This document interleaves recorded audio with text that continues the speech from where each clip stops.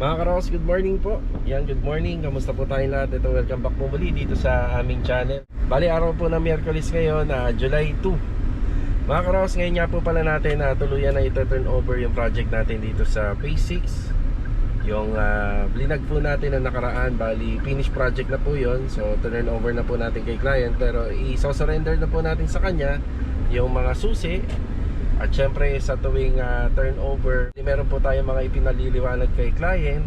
At meron po tayong sinasuggest po sa kanya na mga dapat gawin. At yung kailan yung maintenance, kailan yung warranty. Yan, bali dinidiscuss po natin yan lagi kapag turnover. So ito, papunta po si client pamayang tanghali. At tuluyan na po natin ibibigay sa kanya yung mga susi. So syempre kailangan kompleto. Tapos ipapakita po natin sa kanya lahat ng area na ipinagawa niya po sa amin regarding sa contract. At syempre, pagaganahin po natin dito yung mga ilaw, yung tubig. So kailangan po lahat gumagana. So kailangan nagpa-function lahat, yung pintuan, yung susi, and etc. Kaya mga karos, samahan niyo po muli kami ngayong araw po ng Miyerkules, mamayang tanghali dito sa turnover natin kay client. So, tingnan natin kung ano magiging reaction ni client regarding sa ipinagawa niyang project sa atin. Let's go! Tara! Bali mga karos, ang una muna natin pupuntahan dito sa hardware. So, papunta tayo ng Riego de Dios project. At mayroon tayong mga inaasahang delivery materials galing sa hardware. Tayo po ng mga nabanggit ko kahapon sa last part ng aking vlog. May additional tayong 10mm steel bar doon, buhangin at graba. Ngayon, meron pa parating doon na Davis Pondo. Bali 5 balde. Nagpa-deliver din po ako ng liha at saka ng roller and paintbrush. Good for ano lang naman po. Good for lang matapos po yung mga pader po doon sa taas. Tapos nandito tayo ngayon para sa alambre. Kami kukunin tayong alambre rito. Tapos dito na lang, sa gilid. Pakipatok na lang dyan. Ipatong, sa baba na lang. Sa baba. Salamat thank you. Teweng, sige. Umuulan umuulan. May dumating tayong graba. Ayan dagdagan. Dumating yung bakal, Jo. Dumating yung bakal. Ayan na pala.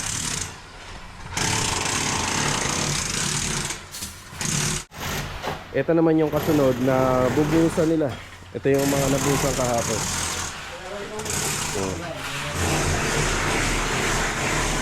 Meron na tayong malawak na haluan.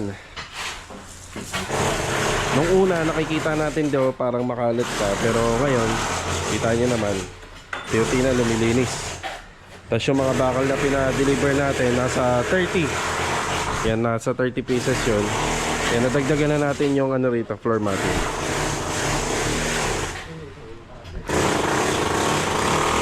Good morning, Rusty. Good morning. Hey, Chris. Lag. Good morning. Erwin, morning. Mr. Jojo, good morning. Good morning. Donis, morning. Good morning. Kay Marvin, morning. Good morning. Ayan. Meron pa akong ilan sa mga pinadeliver dito. Semento yata, paubos na. Kasama yun. Wala na.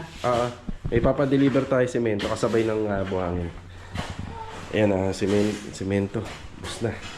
Skim coat. Ito, 10 to nung una Mukhang nakaka-4 na siya. Tapos itong mga to, bistay na buhangin yan. Rico. Kung wala ulit ako, hindi umabot yung ano. 20 pesos. Ano to? Sa tubig. Sa tubig? Okay, sige. Thank you. Pero wala na tayong utang dyan. Kumuha ulit ako ngayon. Kumuha ka ngayon? Sige. Basta kuha lang ulit. Bayaran na natin later.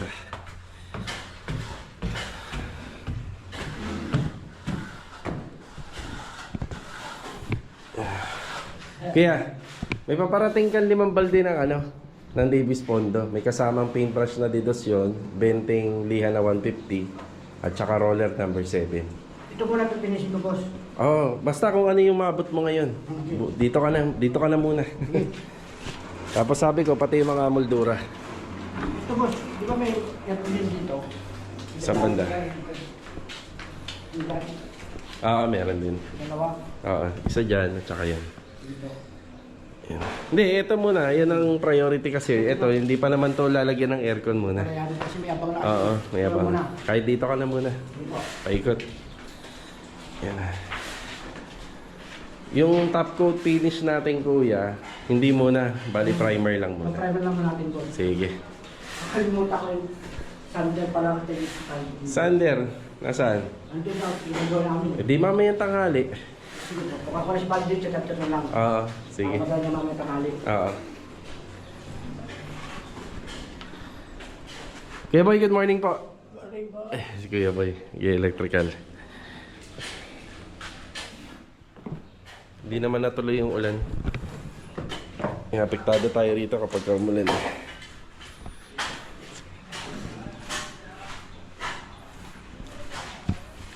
Yan, flooring pa rin. Diyan may ano na yan, tulignum. Nakalagyan na. Okay.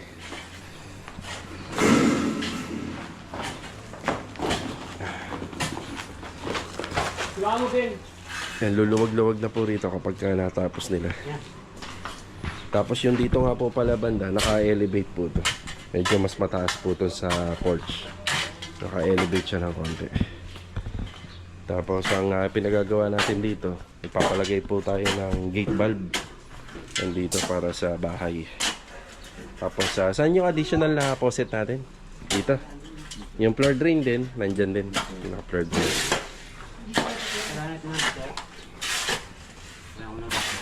Gate valve. 3-port yan, no? 3-port. Sige. Sige, sikasuhin namin ngayon. Medyo maluwag na may oras namin. 3-port gate valve. Wala na ba tayo ibang kailangan dyan? Buhos lang naman, eh, no? Basta yung buhangin, parating na, pati simento. Pang ano na rin yun, pampondo. Pampondo namin. Ayun, no? Nailabas na kagad namin to. Stock file. Medyo malinis-linis na. Tapos ito, magkakaroon ng floor, ng step dito. Medyo mataas po kasi ito. Kaka-steps dito. Mga nasa 40 cm. Okay.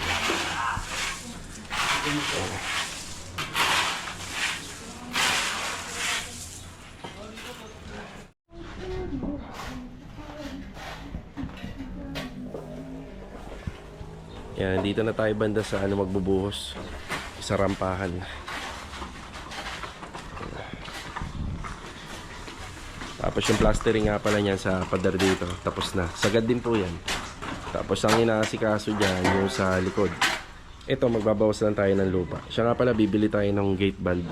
PPR yun, no? Doon, no? PPR. 3-port? 3-port. Okay. 3-port PPR. Wala naman masyadong connectivity rito. Water line lang. Nilagay na namin banda sa mga gilid. Yung puro gilid na yan. Dito wala na. Tapos dito, yung access is sa floor drain lang naman. Kaya ito, pinapalinis na po natin to palagi. Araw-araw para smooth na siya tingnan. Tapos yung sa setback niya, since sa lupa lang, pinasisimento na natin. Yung mga sobrang simento paghapon yan, pinapadamay na natin dito. Ayan na. Yung ating materyales. Kaya, ganda araw. Yung dala-dala nila hindi ating yan. Ang ating dyan yung mga balde ng pintura. Tapos ito yung pinapapalitadahan na natin. Kaya kasing linis din dun sa kabila, ha. Kaya kaya Domeng, may tuturo ako sa'yo. Yun doon, banda sa may poste, merong bungi dun, eh. Idamay mo na yun. Pakidamay na. Sige. Ano yan? Kuya, balde. Ha? Hindi galon, balde po. Ala. Hindi po ba na-check? Baldi po? Hindi, balde po yung order ko. Bakit yan ang binigay? Wala na kasing baldi, isa lang. Ala, isang balde lang yan. Hindi, ilang piraso yan? Isang baldi lang, tapos tatlong taon yung pero kulang pa rin ng isang galon. Nako, Ano? isang balde lang. Tama. Isang balde lang. Balik to? Balik po yan. Isang balde lang po. Mali, ang dala galon. Isang balde lang, kuya, isang balde. Baldi ka na. Baldi ba yung baldi na lang? Yung polytop, kuya, para po yan sa mga gate. Ba't may order na tayo? Lahat ng gate yan. Kali apat na kasi boss. 4. May hardener ba? Pakicheck. Okay.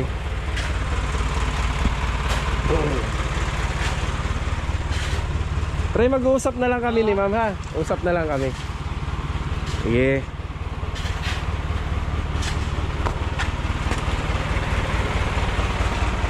Thank you kuya, salamat. Mag-uusap na lang kami. Ito lang akin. Pumunta na lang po ako doon. Thank you, thank you.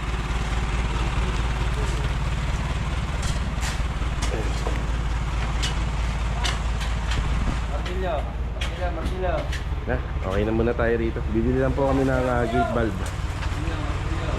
Tara. Nandito tayo sa TKSA. Yan, dyan tayo bumili nila Adonis noong nakaraan ng mga fittings para sa materyales sa waterline. Yan na, bali, ang purchase natin dito 865. Yan, ito yung gate valve na PPR na gagamitin po natin. Tapos bumili na rin po tayo ng mga additional na elbow para sa toilet and bathroom with thread po to. Yan, sa toilet and bathroom po nasa water supply natin elbow with thread, mga nagagamit natin 6 na piraso. So may dalawang ano po tayo ron, may dalawang TNB. Yan, bumili tayo ng mga 12 to 15. Yan, para may extra. Yan na. Tara. Nakabalik na ulit tayo sa Riego de Dios project. Tapos ito yung buhangin na kulang pa nila. Ayan, dumating na. May kasama simento, Jo? Susunod na daw. Ay, susunod para nila. Bumangan niya yung karga na. Doon, nandito yung ano, yung gate valve. Tapos may mga ano na dyan, elbow with thread. Yeah. Bugos.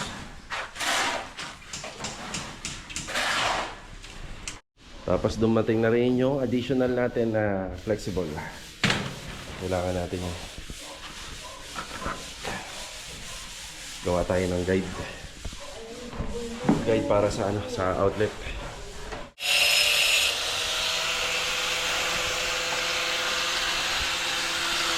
Thank you dun. Pakibigay na lang kay Kuya Boy.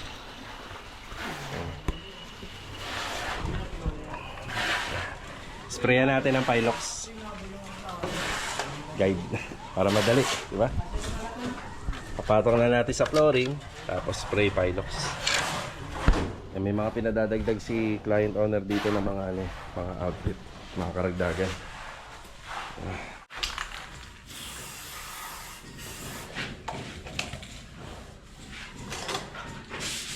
Okay, break time po muna. Kunin na yun na may mga balde. Ah, sige, sige. Doon sa ano, sa bodega. Sige, sige. Yan, break time muna. Kailangan nila ng mga balde ng basyo ng pintura. Iwan sila, kuya. Yan, sila Kuya Ruel mag-break dito, may iwan. Tsaka si Kuya Chris. Yan, break time. Ang naiiwan din dati si Kuya Alden. Kaso hindi pa pwede si Kuya Alden magtrabaho. Hello po. May mga hinges yan. May mga butas na yan. Yung mga hinges na yan, ang purpose niya yung butas niya. Ilalagay niya ng 4-in-1 na parang likitan ko. I-picturean ko, isa-send ko sa inyo. Kaya siya nilalagay? Siguro mas maganda every 2 to 3 months. Basta pag na-feeling mo na medyo tumitigas na siya, kailangan na yung hinges. Kasi ganoon din po yung sa baba niya. Sa likod niya ganoon. So, halos ganoon din po dito. Ay, sige pa. So,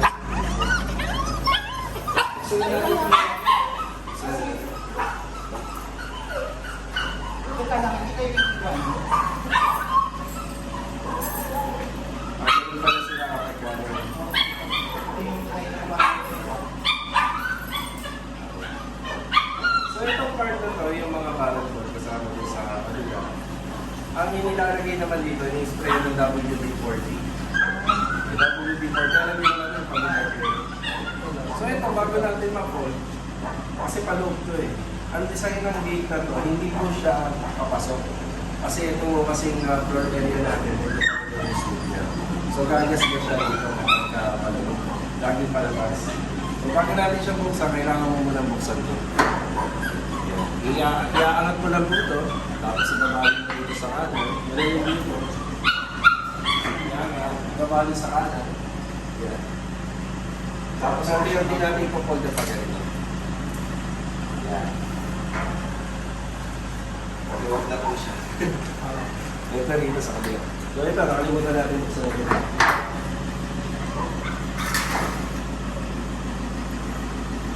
Tapos ito naman din for drainage mo, may maintenance din to. Kapag medyo makalat na nakikita mo, kailangan natin linisin. Ang pag-aangat ko nito 2 tao, kasi medyo mabigat na siya. Angat natin 2 tao, saka po natin linisin. Parang iwawan sa. Yes, pag po natin hayaan na itong floor drain na to ay matambakan ng tubig, lalo na yung mga plastic para magbago. Tapos ito nakikita mo dito sa bandang taas, nandito inside gutter to. Checkin din po natin ito minsan. At huwag po sana magtatapon na kahit anong bagay na madumi dun sa kubo. Kasi pupunta niya. Lahat naman ng kalat niya pupunta dito. And by the way, stainless naman siya. As itong ganitong klaseng mga ilaw, ito po ay Miroscas. Miroscas po siya. Abot-abot po. Kanya ay medyo napundi na. Yun lang po ang papalitan niyo. Kasi itong ilaw na nakikita mo, built-in na ilaw po yan. Built-in. Pag napundi siya, balang araw, parehas siya papalitan lahat. Dito naman. So itong clean-up valve po, huwag po natin itong pagtitripan na mabuksan. Kasi nandito ang ating septic tank. At ang deposit na nagagaling dito sa toilet bowl, ito ang pupunta. Silyado naman siya. Kung kinakailangan na itong buksan, kung sakaling magpapasayo ka, magpapahigot ka. Sa tansya ko sir, maputi na po natin. Hindi pa naman po din. Malalim ba siya? Malalim. Siyempre malalim. Tapos dito din. Sa faucet mo, medyo faucet natin para sa washing machine. Tapos itong bagay na nakikita mo, dito natin i-connect yung ating automatic washing machine. Tapos, ikot pala siya. yes, naiikot din. Tapos itong bagay na to, nakagaya doon, that's basic. Ito, sa tingin mo, medyo matagal ka na rito sa bahay na to, siguro let's say 1 year, pwede mo siyang tingan-tingan, baka madumi na. So, lahat naman po ng tubig na mapupunta rito, galing po dun sa taas. Okay, ito na yung sa aircon mo. Oo. Nasa truck pa yung alpin. Tapos dito naman may faucet, tapos syempre may floor drain din. So si floor drain naman, bukod sa isang strainer niya, meron pa siyang isang strainer. Make sure na lang yung mga floor drain natin magpapaka. And unahan na kita dahil meron kang aso, pwede naman po tayo magtapon dito ng waste ng aso, basta kailangan natutulog tayo. So ngayon na naman po yan, may pitra. May pita siya. Yes, may pitra, pero huwag naman po laging posible yung pagkaba. Bali yung screen door, yung ganito kasi screen door, disusila. So may mga ilang copy naman po yata, 2 na po yan. Marunong ka naman na siguro kung paano gamitin ito. May disusila rin. Yung door closer ang pinaka-ano po rito, masela na part. Madalas po kasi talaga itong masira. Tapos ito naman po double lock. Saka isa lock sa main door, tatlong susi.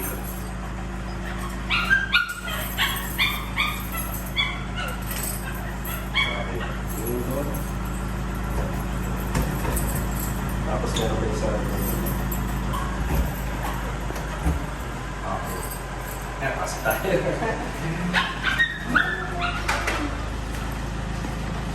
Yan, welcome sir sa bahay mo. So ito si TV console. Wala namang iba dito kundi ipapaservice mo yung TV bracket. Tapos may mga saksakan na siya. Pagdating dito sa kusina, kaya gumagana na po ito. Nandiyan na yung pangin ng gas mo. Bali ito yung cooktop mo. Ayan. Sa kabila rin. Yun. Ayos. So sa exhaust pan naman, familiar ka naman na kung paano ginagamit yung exhaust pan. Gumagana lang po lahat sa exhaust pan. Masanay kasi kami sa ganung tangke. Kaya pala ito yung ginagawa. Opo. Natatakot kasi kami sa tigadong, parang mas madalas kasing parang piling namin sumisingaw.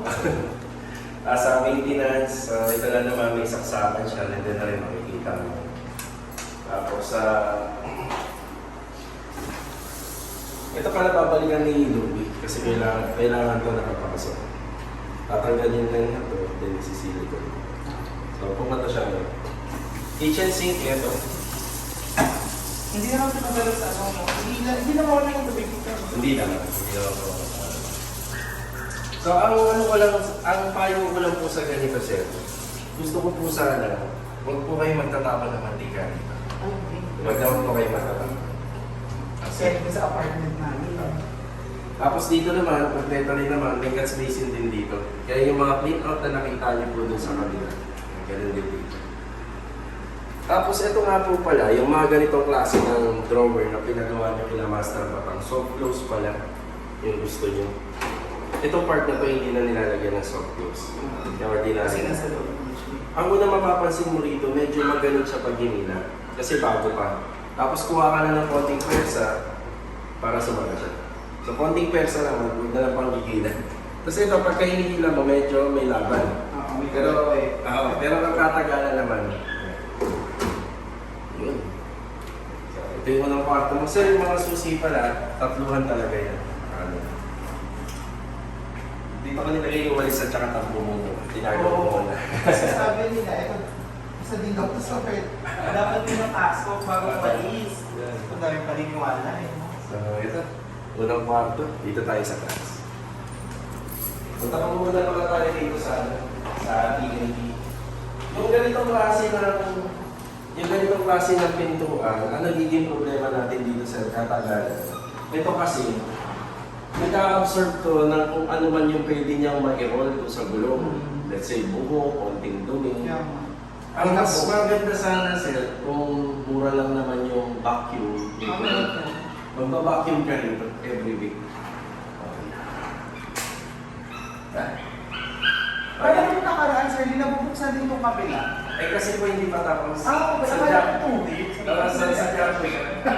Eh, ito yung may ilaw po talaga tayo rito. May switch po tayo rito sa ano. Kasi, halimbawa, gusto mo hindi mo siya gagamitin, hindi siya laging nakaon. Kaya may switch yan. Tapos ito, gumagana naman po siya. Tapos dito naman, yan yung ating exhaust fan. Wala na naman dito. Tapos ito, brake cover. Yan, brake cover. So, tingnan natin itong ano. Sige sir, pasa ka. Yan. Gumagana siya. Tapos dito naman, water closet. Delay. Lakas ng delay, oh. Kaya malakas ang delay. Pero huwag masyado malakas na sumasakit. Sa office namin kasi nananakit. Tapos ito, minsan nalilito ako dito. Ito yung sa faucet. Wala pa. Ayan, sa faucet. Medyo ano nga lang kasi bagong bukas na stock. So ito lagi yung open. Ayan. Ayan. Ito yung shower natin. So ito yung parang pinaka on and off nilang tatlo yung mechanism niya. So ito, wala naman tayong masasabi dito. Grabe yung pawis ko. Yan mga matatapos na makakabawi na. Dito magpapaanaw galing ako ngayon. Tapos dito naman po tayo sa second floor. By the way nga pala sir, 3-way, alam mo na yung 3-way. So itong pendant light na yan, gumagana yan, may switch button sa baba, dito din. Okay. Tapos ito nag-iisa lang. Yan, first room. Ayan, first room. So sa first room sir, buksan na agad natin ito. Dito ko tatago yung tatlo. Oo. Makakatayin sa 80. Ang setup po natin nasa 24. Alam ko maraming best na gumamit ng aircon. Ugaliin na nasa 24, tapos 10 to 15 minutes, dalhin sa pinakamababa na. Kahit 22 lang, malamig na yan. Okay, may dalawang switch button dito. Yan, tricolor, tapos yung pinag natin tricolor. Ito po, Sir D, pag pinalitan mo, Pwede pong LED light. okay. Tatanggalin lang, pag tinanggal natin siya, kukuha lang po tayo ng sukat, tapos kukuha lang tayo ng marunong, sa kaya Yung ano? pin light, Pin light. built-in po talaga yan. Okay. So, Kapag papalit. ka nakapundi yan, talaga pa rin. Electrician talaga. Pero matagal naman. Pero ang bibilin dapat yung kasukat ng pin light.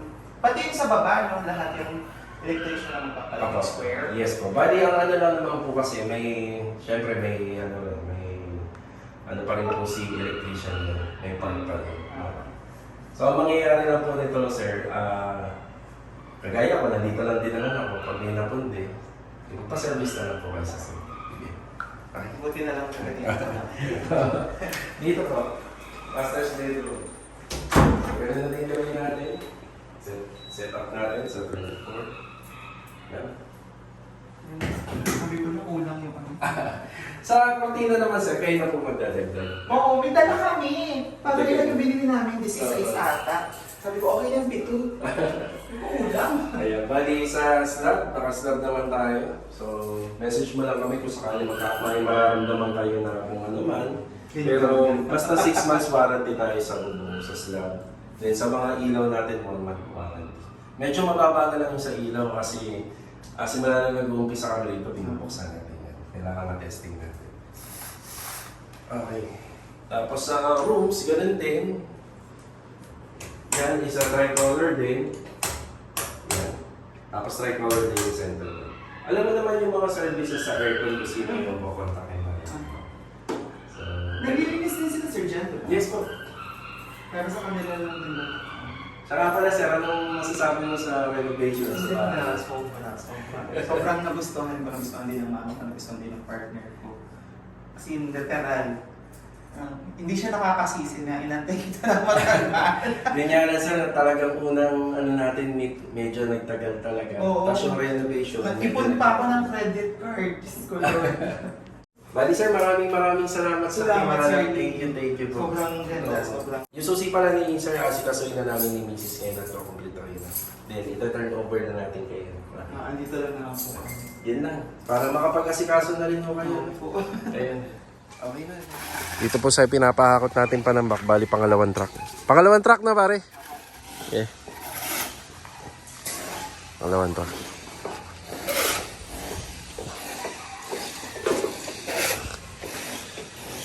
Yan, marami pa sila may ilalagay.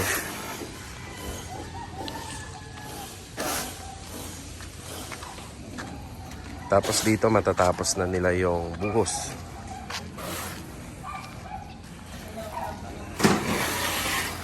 Yan bali, ito binakala namin yan. Nandito po sa banda sa rampahan. Pero dapat dito merong ano merong buhos din dito. Kaso nga lang, natapat na nga rito sa sa pinaka clean out. Ayun na. Lawak na.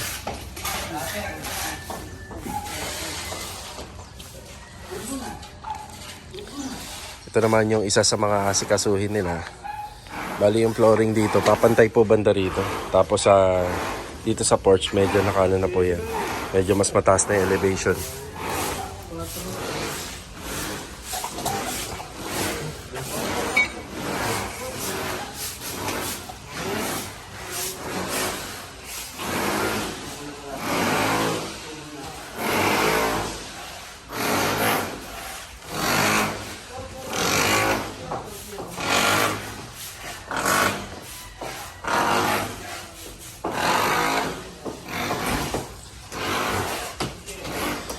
Yan, naayusin na ni Kuya Doming yung mga kulang sa palitada. Tsaka syempre ipapasok na po yun sa mga linya ng tubig gaya ng water line. Ayusin na ni Kuya Doming yan. Ito, bubulihin pa.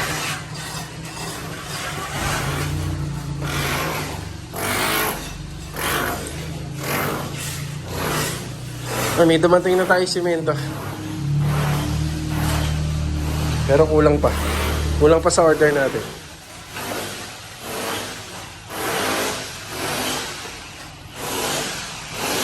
Yan, may mga markings na tayo ng outlet. Tapos inikisa na natin yung luma.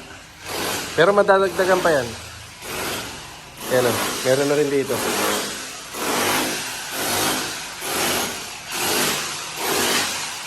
Mga outlet.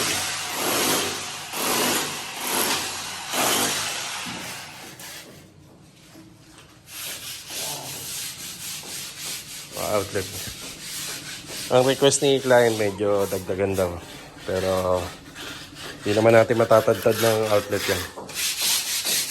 Kasi may kama pa. May kama at saka may cabinet. Baka matabunan. Doon na natin nilagay sa location na dapat.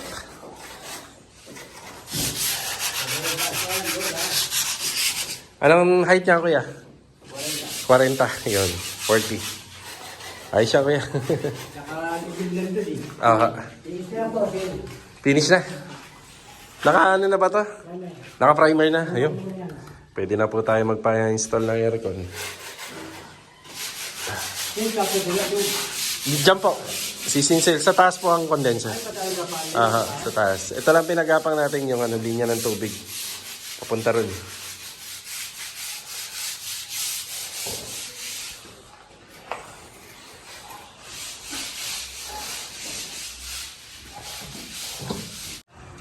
Bale, ito, uwian na. Kinubera na lang po namin yung harapan. Tapos nakadalawang hakot panambak yung truck. Pero bukas pinababalik ko sila para kahit yung ganito kakonti, may ano na. May hakot na. Yan, tapos na tayo rito ngayong araw ng Martes. Yan lang po muna yung nagawa. Bukas din naman sa kabila. Okay, tara.